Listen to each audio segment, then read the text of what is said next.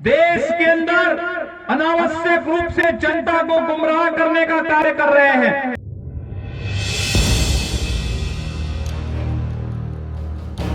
पहले कश्मीर में पत्थरबाज पत्थर फेंक करके पाकिस्तान का पैसा लेकर के भारत की संपत्ति को नुकसान पहुंचा करके उन्हें क्षतिग्रस्त करते थे और कांग्रेस और केजरीवाल जैसे लोग उन पत्थरबाजों का समर्थन करते थे।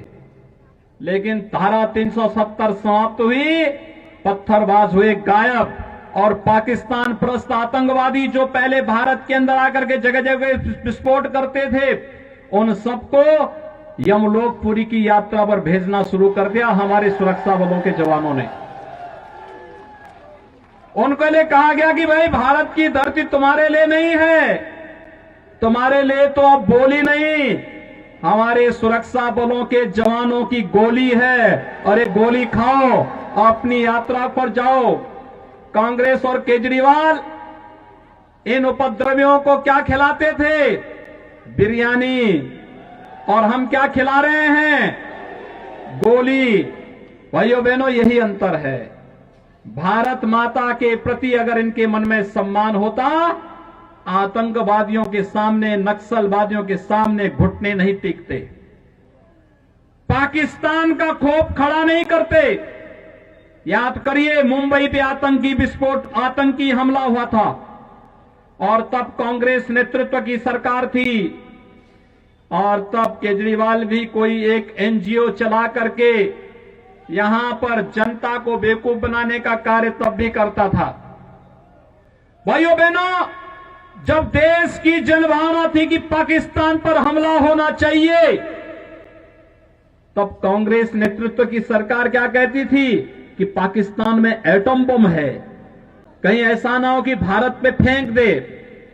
लेकिन इस बार आपने देखा होगा, फरवरी माह में जब पुलवामा में हमला होता है तो मोदी जी ने अगले दिन ही कहा, उन्होंने कहा था, भाइयों बहनों, यही फरवरी का महीना था और तब 1 वर्ष पहले प्रधानमंत्री मोदी जी ने कहा था कि ये देश की सेना तय करेगी, मूर्ति भी तय करेगी, स्थान भी तय करेगी और पाकिस्तान ने जो किया है उसको उसकी सजा अवश्य दी जाएगी और पाकिस्तान के अंदर एयर स्ट्राइक होता है।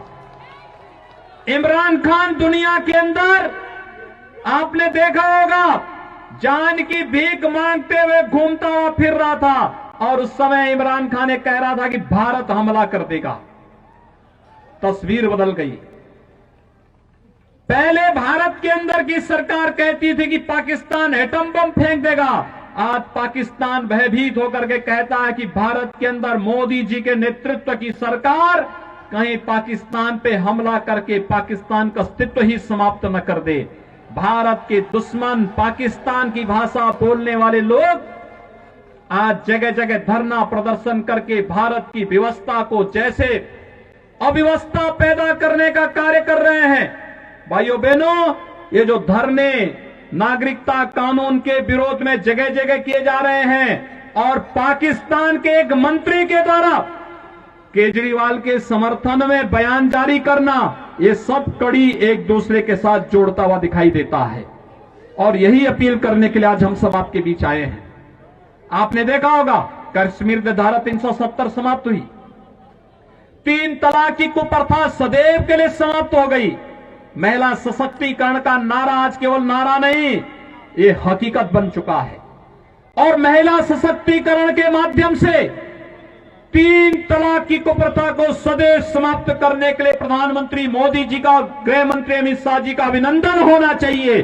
और इस अभिनंदन के लिए आज मैं आपके पास आया हूं कि भाइयों बहनों, यही राष्ट्रीय आकांक्षाएं हैं कि देश में आतंकवाद की प्रतीक, अलगाववाद की प्रतीक, भेदभाव के प्रतीक, इस प्रकार के जितने भी कानून हैं जो भारत में अलगाववाद को पैदा करते हो, विभेद को पैदा करते हो, इन सबको समाप्त करने के लिए जो कदम उठाए जा रहे हैं, उन कदमों की अगली श्रृंखला में ये नागरिकता कानून भी है।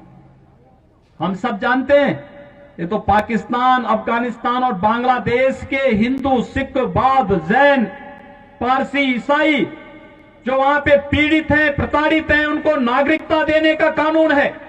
ये नागरिकता लेने का कानून नहीं, लेकिन इस सब के बावजूद आप देख रहे होंगे धरना देकर के कैसे भ्रम की स्थिति पैदा करने का प्रयास हो रहा है। ये जानबूझ करके शरारतन देश के माहौल को खराब करने की साजिश का हिस्सा है। जो लोग एक भारत श्रेष्ठ भारत की मोदी जी के इस अभियान का विरोध कर रहे हैं, वही लोग जगह जगह धरना प्रदर्शन करके भारत के खिलाफ वातावरण बनाने का कार्य कर रहे हैं। देश के अंदर अनावश्यक रूप से जनता को गुमराह करने का कार्य कर रहे हैं, और वही लोग हैं जिनके समर्थन में आज पाकिस्तान के मंत्री और पाकिस्तान की सरकार बयान जारी करके अपील कर रही है कि दिल्ली के अंदर मोदी के नेतृत्व में सरकार नहीं आनी चाहिए। उन्हें भय है कि मोदी जी के नेतृत्व की सरकार भारत को दुनिया की महाशक्ति बनाएगी, और भारत को दुनिया की महाशक्ति बनने का मतलब पाकिस्तान का इतिहास से नाम समाप्त होना।